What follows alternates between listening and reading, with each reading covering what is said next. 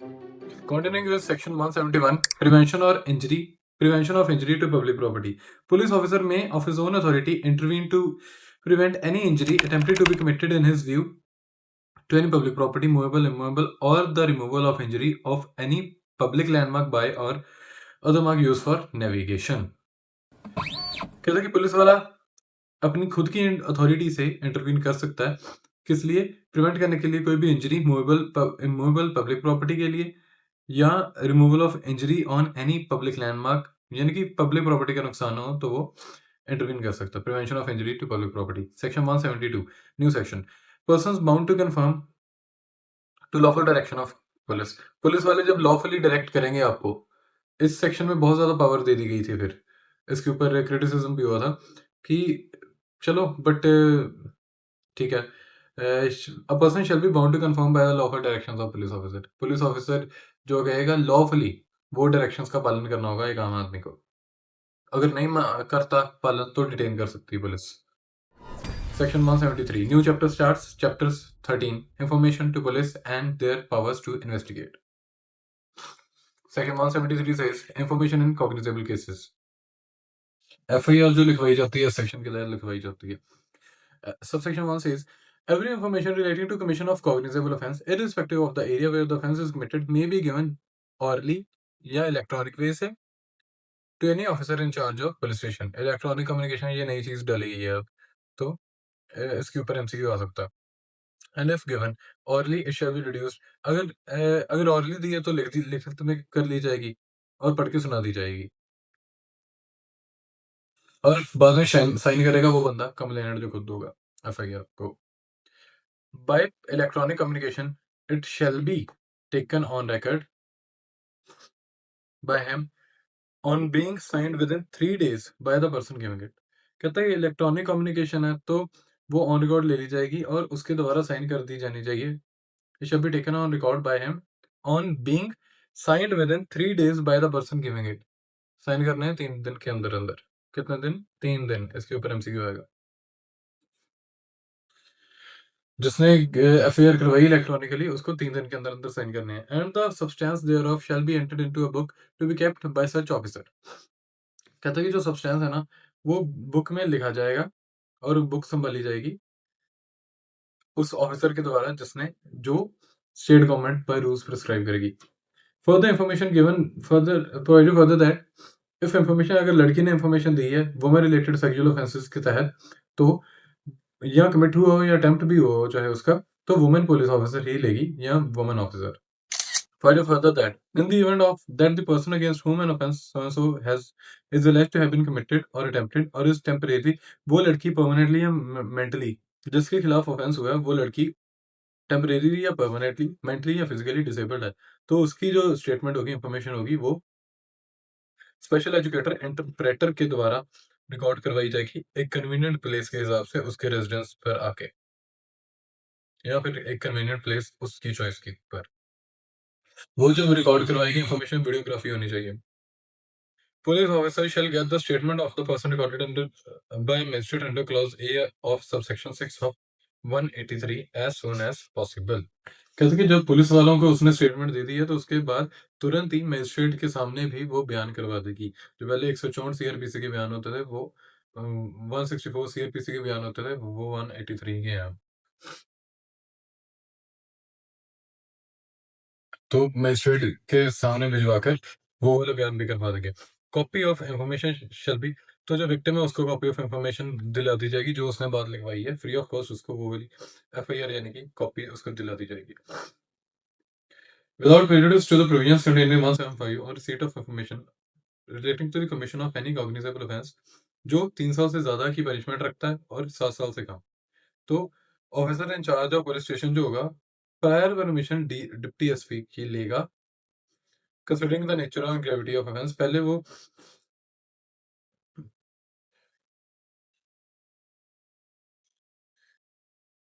पहले प्रोसीड करने से पहले डिप्टी SP की परमिशन से प्रोसीड करेगा, और प्रोसीड करके क्या होगा, पहले तो फिर वो प्रीलिमिनरी इंक्वायरी करेगा कि भाई केस बनता भी है कि नहीं, और अगर बनता है तो फिर प्रोसीड विद इन्वेस्टिगेशन।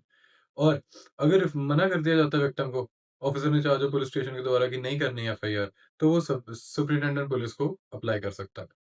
वहाँ से भी मना हो जाता है।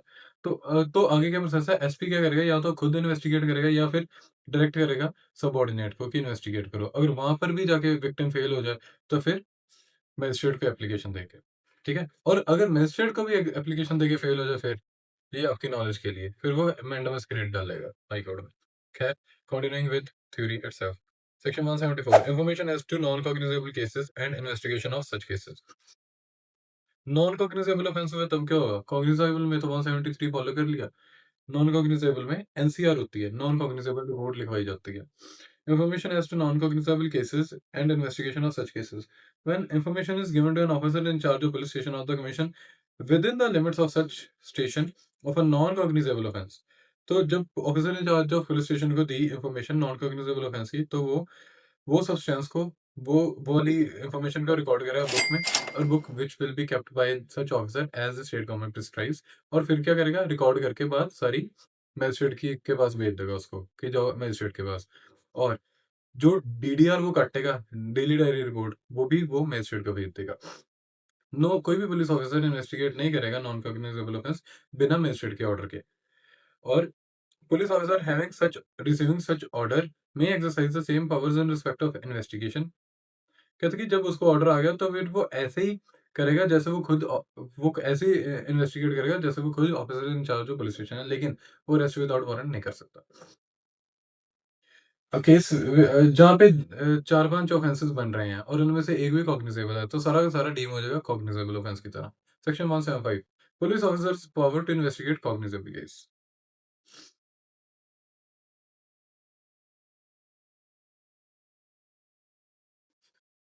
कहता थाने का इंचार्ज बिना मजिस्ट्रेट के ऑर्डर से इन्वेस्टिगेट करेगा कोई भी कॉग्निजेबल केस को, जहाँ पे कोर्ट की जुरिस्डिक्शन है ओवर द लोकल एरिया। फिर कंसिडर करेगा nature and gravity of offence. फिर बाद में कंसिडर, अगर नेचर है या ग्रेविटी उसकी बहुत संगीन है, तो एसपी क्या करेगा, डीएसपी की ड्यूटी लगा देगा कि आप खुद इन्वेस्टिगेट करो। No proceeding.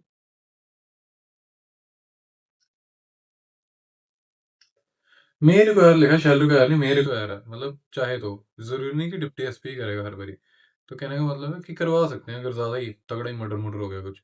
No proceeding of a police officer in any case, such case shall at any stage be called in question on the ground that the case was one which such officer was not empowered under this section to investigate। कहते हैं कि कोई भी proceeding इस आधार पे नहीं challenge हो जाएगी कि जिस कि जो ऑफिसर है उसके पास पावर नहीं थी इन्वेस्टिगेशन करने की। भाई इन्वेस्टिगेशन तो करी ना, तो ये क्या बात है कि उसके पास पावर नहीं थी, और पावर नहीं थी तो क्या ग्राउंड है।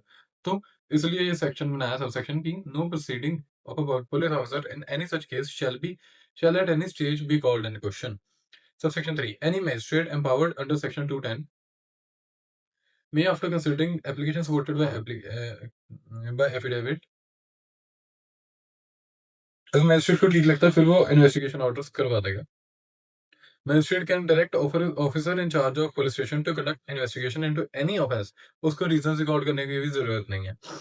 Any magistrate empowered under 210 may, upon receiving a complaint against a public servant, हाँ अगर पब्लिक सर्वेंट के खिलाफ ही आ जाए तो क्या होगा, तो रिसीव करेगा पहले तो रिपोर्ट जहाँ पे फैक्ट्स और सर्कमस्टांसेस दिए होंगे from officer superior to him. जो पब्लिक सर्वेंट की के खिलाफ जो कंप्लेंट आई है, उसके पहले तो सुपीरियर की रिपोर्ट पढ़ेगा मैजिस्ट्रेट। फिर बाद में after considering the assertions made by public servant as to the situation that led to the incident, फिर बाद में जो पब्लिक सर्वेंट कहता है उसकी सुनवाई करेगा, फिर बाद में इन्वेस्टिगेशन इशू कर सकता है।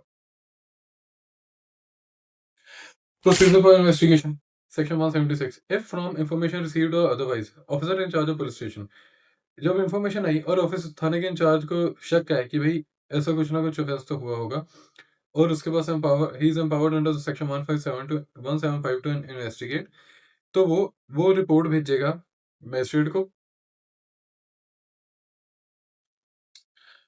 And upon a police report shall proceed in person. कहते हैं कि वो जो पुलिस वाला होगा जिसको शक है, वो पहले तो रिपोर्ट बना के मैजिस्ट्रेट को भेजेगा, और फिर बाद में and shall proceed in person और शैल डिप्यूट ऑफिस सबॉर्डिनेट या सबॉर्डिनेट को भिजवा देगा मौके पर, प्रोसीड करे और इन्वेस्टिगेट करे facts and circumstances of the case. And if necessary to take the measures of discovery and arrest of the offender, कि ऑफेंडर जो है उसको पकड़े और अरेस्ट करे।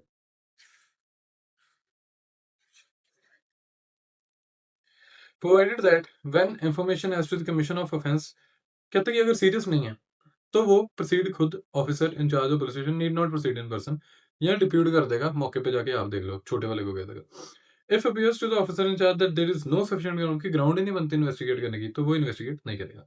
फर्दर दैट ऑफेंस रेप का है तो स्टेटमेंट विक्टिम की रिकॉर्ड कर ली जाएगी उसके रेजिडेंस पे जाके, और in the place of her choice जहाँ पे वो होगी, as far as practicable by the women police officer in the presence of her parents और गार्डियन और नियर रिलेटिव्स और social worker of the locality. Such statement may also be recorded through audio, video, electronic means, including mobile phone. कहते कि वो women police officer ही record करेगी उसकी parents या guardian या रिलेटिव या सोशल वर्कर के सामने या उसकी प्रेजेंस में, और जो स्टेटमेंट होगी वो ऑडियो वीडियो मीन से या इंक्लूडिंग मोबाइल फोन से रिकॉर्ड होगी। In each of cases mentioned in clause A and B, officer in charge of the police station shall state in report, कहता है कि जब उसको लगा कि भाई मैं नहीं करूंगा इसमें इन्वेस्टिगेशन, तो वो रीजंस भेजेगा कि क्यों उसने रिक्वायरमेंट से कंप्लाई नहीं किया। वो रीजन बताएगा कि भाई क्यों उसने इन्वेस्टिगेट नहीं करा, और डीडीआर को भी भेजेगा मजिस्ट्रेट को।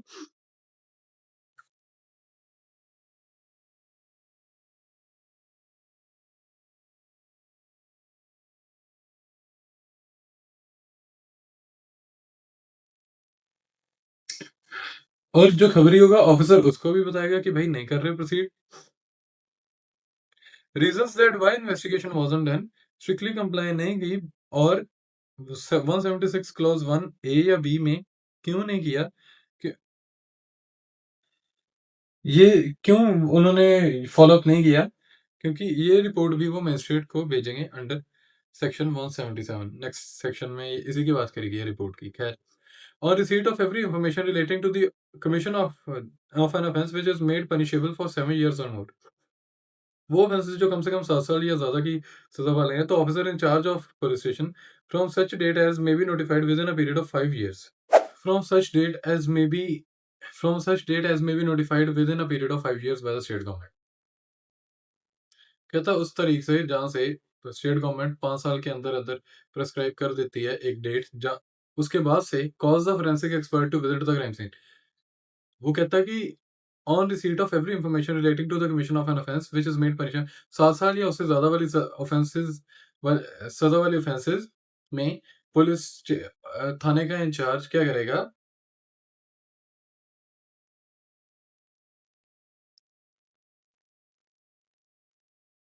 5 साल के अंदर-अंदर उस तारीख से जहाँ जब से स्टेट गवर्नमेंट नोटिफिकेशन दे देगी, cause the forensic expert to visit the crime scene, forensic expert को भेजेगा क्राइम सीन पे, फोरेंसिक एविडेंस कलेक्ट करने के लिए, वीडियोग्राफी करने के लिए, चाहे of the process on mobile phone और एनी अदर इलेक्ट्रॉनिक डिवाइस।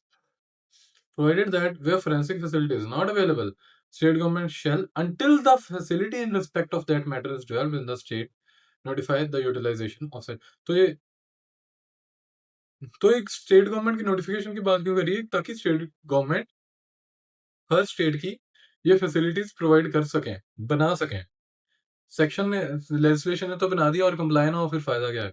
इसी वजह से लिखा है कि फोरेंसिक फैसिलिटी अगर नहीं अवेलेबल, तो जब तक स्टेट गवर्नमेंट फैसिलिटी को बना नहीं देती in respect of that matter is developed or made in the state, notify the utilization of such facility of any other state, किसी और स्टेट की फैसिलिटी फिर यूज कर सकते हैं तब तक। तो ये भी बात भी नोटिफाई वो कर देगी।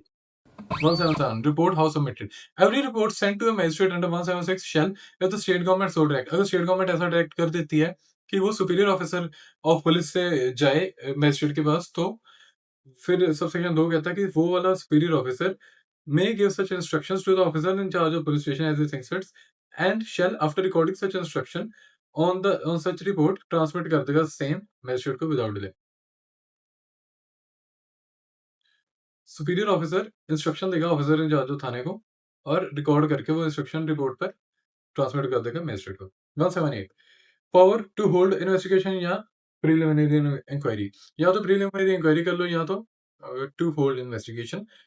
Magistrate on receiving a report under 176 may direct invest an investigation, या तो इन्वेस्टिगेशन की डायरेक्शन दे देगा, या फिर उसको लगता है if you thinks fit at once proceed or depute any magistrate subordinate to him.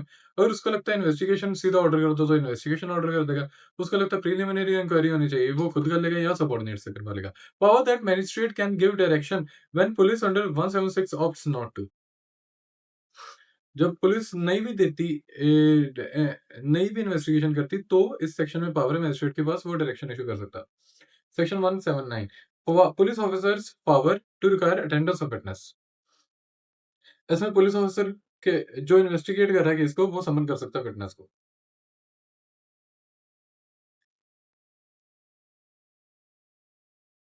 और कोई भी मेल बंदा जो 15 साल से छोटा, 60 साल से बड़ा, ठीक है? ये 15 साल से छोटे वाले को, बच्चे को और बूढ़े को, 60 साल से बड़े बड़े वाले को नहीं, मतलब उसको बुलाना कि आप थाने पे आओ। हाँ, अगर वो खुद आना चाहते हैं, बात अलग है। वुमेन को नहीं बुलाना, मेंटली फिजिकली डिसेबल्ड को नहीं बुलाना, एक्यूट इलनेस वाले को भी नहीं बुलाना। अगर वो खुद आना चाहे तो बात अलग है। State government may make rules for in this behalf, provide for payment by the police officer of the reasonable expenses. जो भी आएगा थाने, उसको पुलिस वाले रीजनेबल एक्सपेंसेस देंगे। Payment by the police officer or reasonable expenses of every person attending. State government rule बनाएगी कि भई पुलिस वाले पैसे देंगे attending under subsection 1 at any place other than his residence. अगर वो रेजिडेंस से अलावा, सबसेक्शन 1 में जिसको बुलाया, वो रेजिडेंस से अलावा अगर आ रहा है कोई भी जगह पे, थाने के मतलब अपनी जगह के अलावा किसी किसी भी जगह पे, यानी कि थाने में, तो पुलिस वाले पैसे देकर भेजेंगे। तो ये कागजी कानून है, असल में ऐसा नहीं कंप्लाई होता। पुलिस वाले पैसे देते नहीं हैं, लेते हैं। तो section 180, last section of today's lecture, examination of witnesses by police. Police वाले एग्जामिन करेंगे विटनेसेस को। पहले जो 161 के बयान होते थे, 161 के बयान होते थे, वो अब 180 के बयान हो गए हैं, पुलिस वालों वाले जब लेते हैं statement. Any police officer making an investigation under this chapter or any police officer not below the rank as the state government may by general special order. Police वाले, कोई भी पुलिस वाला जो इन्वेस्टिगेशन कर रहा है, या कोई भी पुलिस वाला इस रैंक से कम नहीं होना चाहिए जिसको स्टेट गवर्नमेंट ने मतलब बाय रूल्स में कहा है। मे एग्जामिन ऑरली एनी पर्सन, वो ऑरली किसी भी बंदे को एग्जामिन कर सकते हैं फैक्ट्स और सर्कमस्टांसेस समझने के लिए केस के। और वो बंदा बाउंड होगा हर सवाल का सही से जवाब देने के लिए, अदर देन वो क्वेश्चन के अलावा जिसके तहत वो इंक्रिमिनेट हो जाएगा। यानी कि आप आपने मर्डर किया और आपको पुलिस वाला पूछा आपने मर्डर किया, तो आप हाँ कहने के लिए लायबल नहीं हो। आप इस वो वाले सवालों का जवाब नहीं दे सकते। मतलब आपके पास राइट है नहीं देने का, जिससे आपको लगता है कि इसके ये वाला सवाल का जवाब देके आपके ऊपर चार्जेस लग जाएँगे, फ़ॉरफीचर होगा या पेनल्टी होगी। ठीक है? तो आप वो नहीं दे सकते। क्यों? क्योंकि फंडामेंटल राइट है। राइट अगेंस्ट सेल्फ इंक्रिमिनेशन, खुद को नहीं फँसा सकते। मतलब कौन ही फँसाता है, तो ये फंडामेंटल राइट भी है कि खुद अपने आप को नहीं फँसाना, और सरकार आपको खुद को फँसाने के लिए मजबूर नहीं कर सकती। Constitutional law. Subsection 3, police officer में रिड्यूस, चाहे तो पुलिस वाला सारे बयान लिखती में कर सकता है, और अगर वो ऐसा करता तो वो अलग से सेपरेट रिकॉर्ड बनाएगा स्टेटमेंट्स का। और कहता जो स्टेटमेंट इस सबसेक्शन में है वो मे आल्सो बी, चाहो तो ईवी मीन से electronic audio video electronic mean से रिकॉर्ड कर सकते हो। सेक्सुअल ऑफेंसेस जो वुमेन की स्टेटमेंट है, वो वुमेन ऑफिसर या पुलिस ऑफिसर ही लेगी। सेक्शन 171 से 180 के दरमियान कुछ रेलेवेंट एमसीक्यूज अगर हम देख लेते हैं, जो मुझे लगे कि आप सॉल्व करो तो गलतियां कर सकते हो। मतलब सारे थोड़े ना करवाऊंगा, मतलब रेलेवेंट वो जहाँ पे गलतियां करते हैं बच्चे। कौन से केस में हेल्ड हुआ था कि एक ही ऑफेंस में 2 एफआईआर होगी, तो सेकंड वाली मेन मानी जाएगी कि पहली वाली? पहली वाली मेन मानी जाएगी। ये हेल्ड हुआ Amish Devgan versus union of India में। जो सेक्शन 180 की स्टेटमेंट है, वो need not be signed by the maker. उसको साइन करने की ज़रूरत नहीं है। गवाहों ने जो बयान दिए हैं, साइन करने की ज़रूरत नहीं है।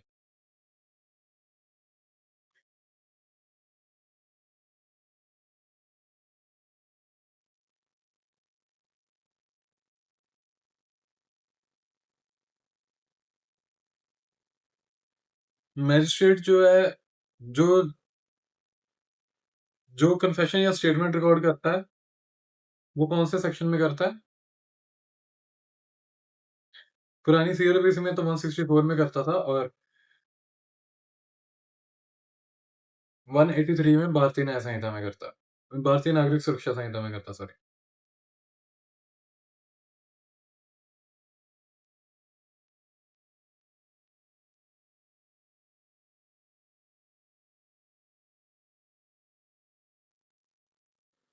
अगर कॉग्निजेबल ऑफेंस हुआ तो 173 में स्टेटमेंट रिकॉर्ड होगी विक्टिम की।